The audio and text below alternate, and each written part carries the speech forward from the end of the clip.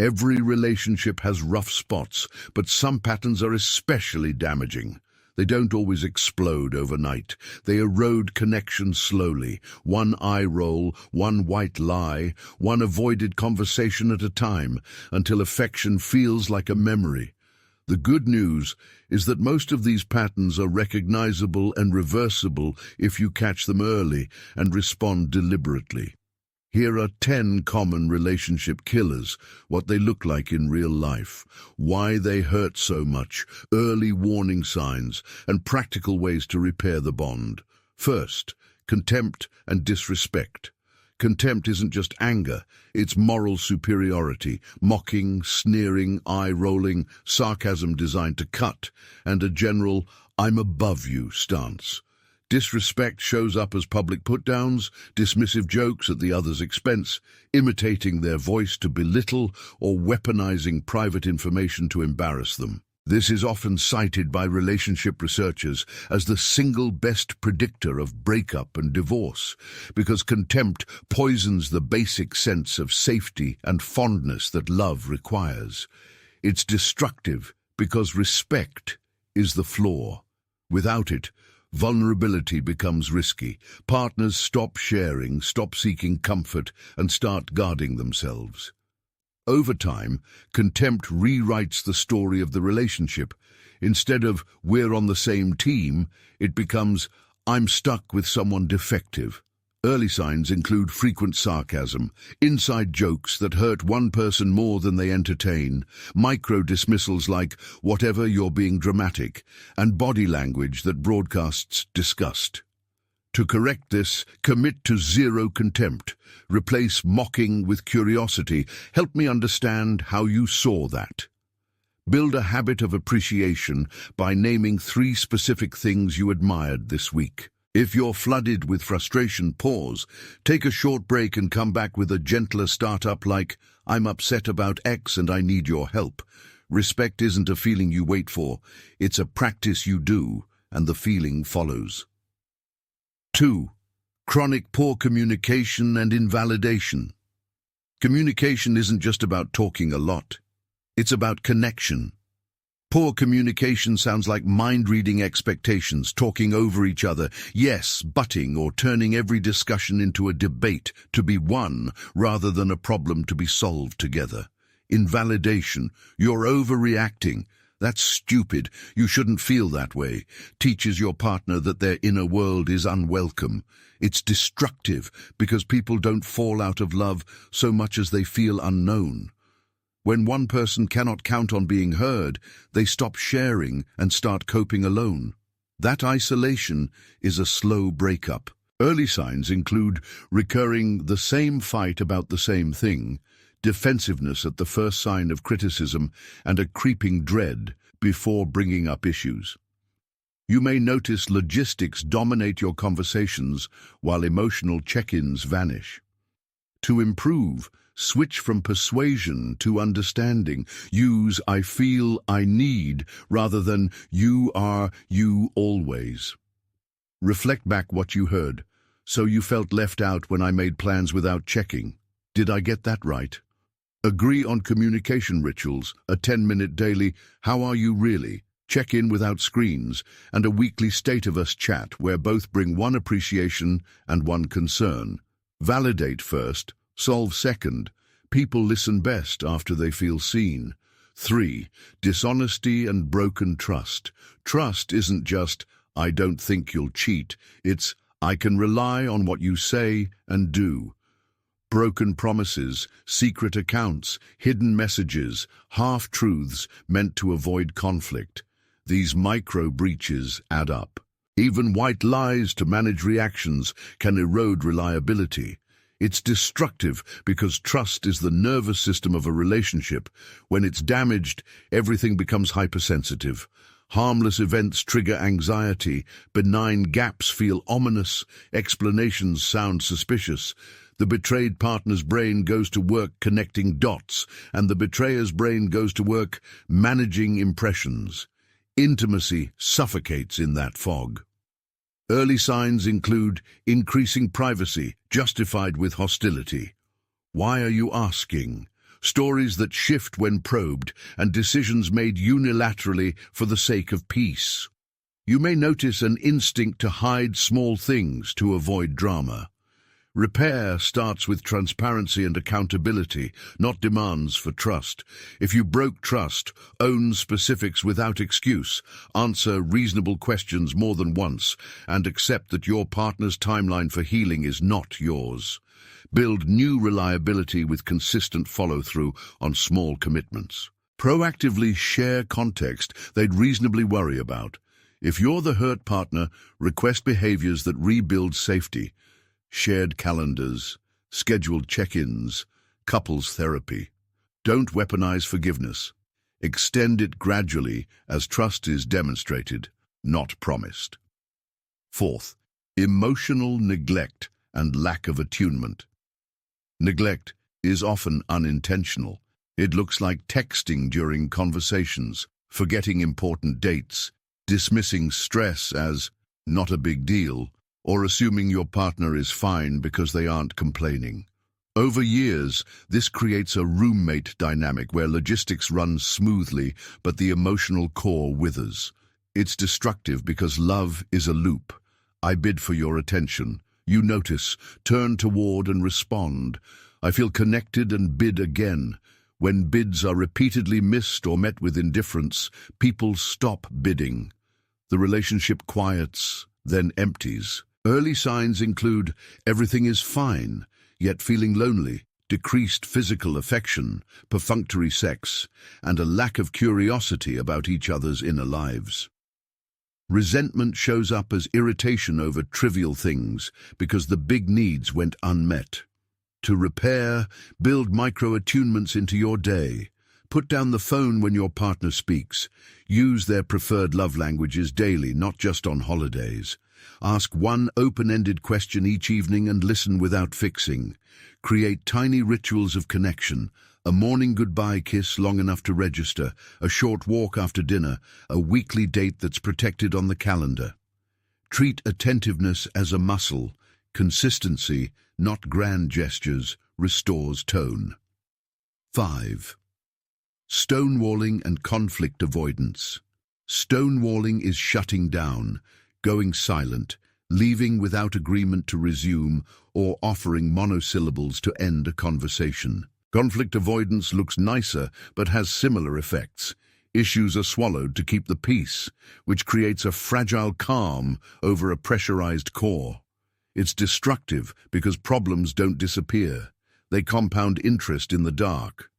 The avoiding partner stays calm, but the other feels abandoned with their feelings. Over time, the pursuer gets louder, the avoider retreats further, and the cycle becomes self-reinforcing.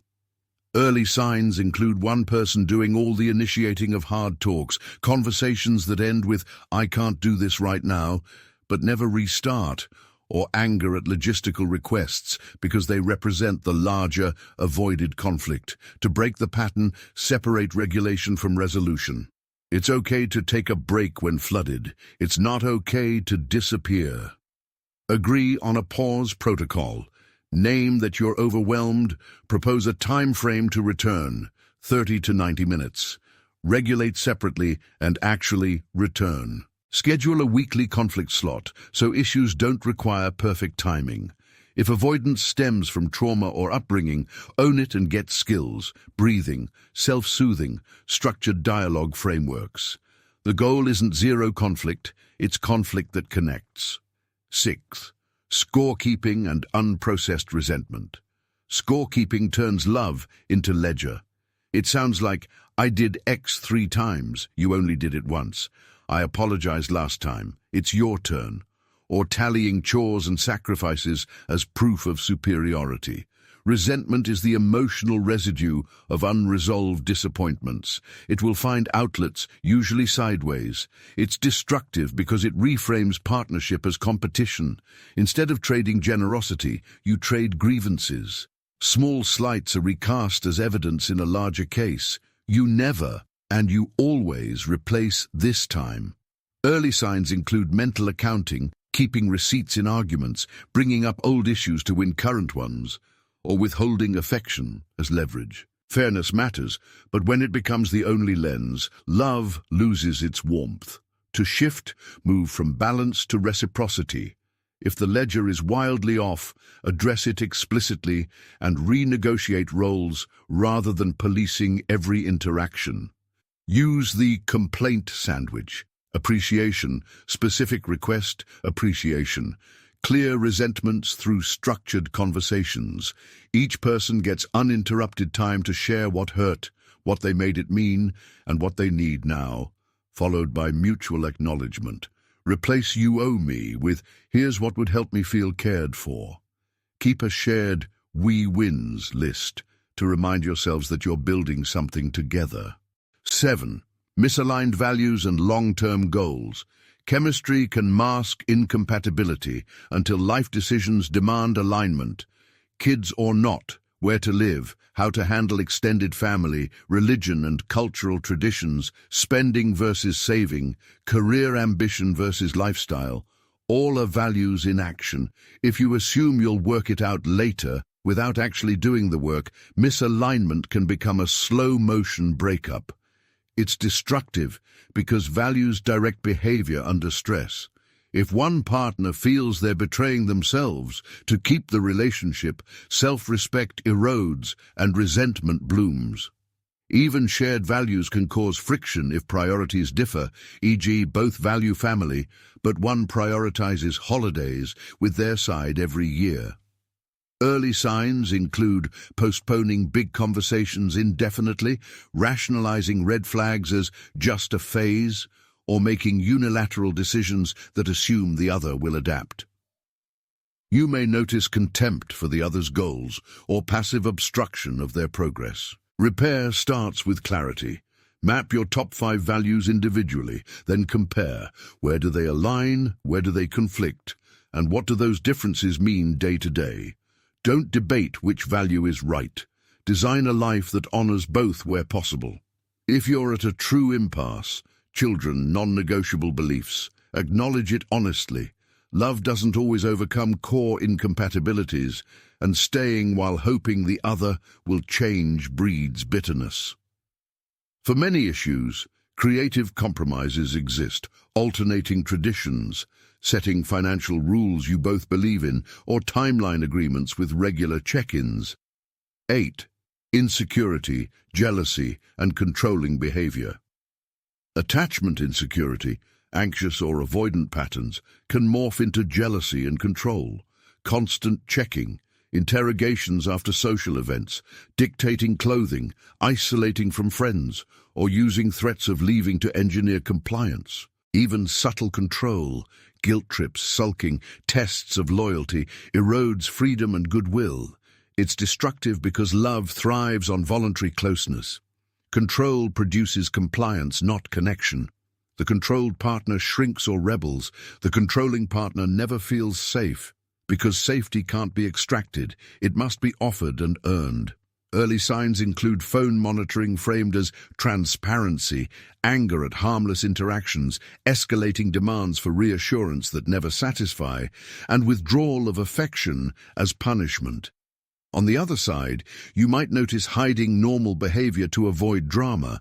To heal, name the pattern as a pattern. When I feel insecure, I try to control. It doesn't work. Treat jealousy as information, not instruction. The anxious partner can build self-soothing skills, request explicit reassurance, and challenge catastrophic interpretations.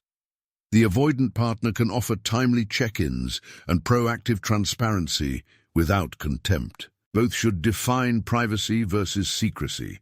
Privacy is a boundary. Secrecy is a lie. If control has escalated into emotional or physical abuse, the priority is safety and professional support, not relational repair. 9. Financial secrecy and money misalignment. Money is meaning, security, freedom, status, love, power. That's why small financial issues, hidden credit cards, unagreed debts, surprise big purchases, or incompatible spending habits ignite outsized fights. Financial infidelity, lying about money, is one of the top reasons couples split. It's destructive because money touches everything. When one person feels parented or infantilized, or the other feels used or unappreciated, resentment seeps into daily life. Financial stress also reduces patience and generosity in other areas. Early signs include avoidance of money talks, shame or defensiveness about accounts, or treating joint funds as personal. You might notice inconsistent stories about income or purchases, or a pattern of "I'll handle it" that blocks transparency. Repair requires open books and shared frameworks. Create a simple monthly money meeting with facts first: income, expenses, debts, goals. Agree on a structure. Joint account is for shared costs, individual no questions asked, fund money, and thresholds that require consultation. If debt exists, face it together with a plan rather than blame. Use categories that reflect values, not just savings, but what you're saving for and why. If financial literacy is uneven, learn together so decisions aren't power imbalanced. Aim for us against the problem, not them against you. 10. Sexual disconnection and mismatched intimacy. Sexual connection is both a barometer and a builder of intimacy. Problems arise from mismatched desire. Unresolved hurts leaking into the bedroom, routine that turns intimacy into obligation, untreated physical or hormonal issues, pornography, secrecy, or using sex as reward or punishment. People often avoid talking about it because it feels vulnerable, which guarantees stagnation. It's destructive because sex is a unique form of emotional glue for many couples. When it becomes stale, scarce, or pressured, it can turn from a source of closeness to a source of stress and shame. The higher desire partner feels rejected. The lower desire partner feels broken or hounded. Early signs include drifting frequency without discussion, anxiety around initiating, avoiding physical affection to sidestep the expectation of sex, and a narrow script that no longer excites either of you. Sometimes the issue isn't sex per se, but relational hygiene, contempt, stress, or sleep deprivation. Repair starts with conversation outside the bedroom. Share what sex means to you emotionally, not just preferences. Shift from matching desire to creating desire with novelty, extended foreplay, or planned encounters that build anticipation rather than pressure. Decouple affection from sex, so touch doesn't always signal a demand. If there's pain, trauma, or medical factors, involve appropriate professionals. Explore censored focus exercises or schedule intimacy like you schedule workouts, not because it's unromantic, but because you're prioritizing connection in a busy life. Aim for a team mindset. How do we make our erotic life better together? How these patterns sneak in. Most relationships don't implode because of one catastrophic event. They corrode via 1,000 small frictions. Stress, parenthood, career changes, illness, or caregiving can strain even solid bonds. In those seasons, default settings, family learned habits, attachment patterns, resurface. That's why awareness and rituals matter. They provide rails when life gets bumpy. Also, many destructive behaviors are misguided attempts to get needs met. Control often masks fear. Avoidance masks overwhelm. Scorekeeping masks yearning for fairness. Recognizing the need underneath the behavior is the first step to changing the strategy without shaming the need. Practical things that strengthen connection. Here are simple practices that counteract most of these issues. Build a culture of appreciation. End the day by naming one concrete thing you valued about your partner. It protects against contempt and keeps your attention on what's working. Schedule connection on purpose. A weekly date, a daily 10-minute check-in, and a weekly state of us reduce the need for crisis talks and prevent emotional neglect. Agree on fight rules. No name-calling, no threats of breakup, timeouts allowed with a specific return time, and no airing new grievances in the last 10 minutes of an argument. Keep money clean. Monthly money meetings with full transparency, clear thresholds for solo spending versus joint decisions, and shared goals keep resentment in check. Repair early and often. After any rupture, circle back within 24 hours to debrief what happened, what you felt, what you each wish you'd done, and what would help next time. Repair isn't about blame, it's about learning. Invest in your individual health. Sleep, stress management, friendships, therapy if needed. Sturdy individuals make for steadier couples. Ask for what you need directly. Hints, tests, and mind reading invite disappointment. Specific requests create clarity and allow for negotiation. When to bring in help. If you're stuck in loops you can't break, especially around trust breaches, chronic contempt, or escalating control, outside help is not a failure. It's wisdom. A skilled couples therapist can interrupt patterns, teach repair skills, and hold a safe container for hard conversations. If there's any form of abuse, prioritize safety and seek specialized resources. The goal shifts from relational repair to personal protection. A final thought. Relationships are living systems. They become what you repeatedly do. The forces that destroy them are often subtle habits left unchecked, not dramatic betrayals out of nowhere. That's hopeful. Small, consistent course corrections make a big difference. Trade contempt for curiosity, secrecy for transparency, avoidance for repair, ledger-keeping for generosity, and autopilot for intentional rituals. You won't eliminate conflict or hurt, but you will build a resilient bond that can hold both. What are your thoughts about things that destroy relationships? Leave them in the comments. Please give this video a like and subscribe to our channel.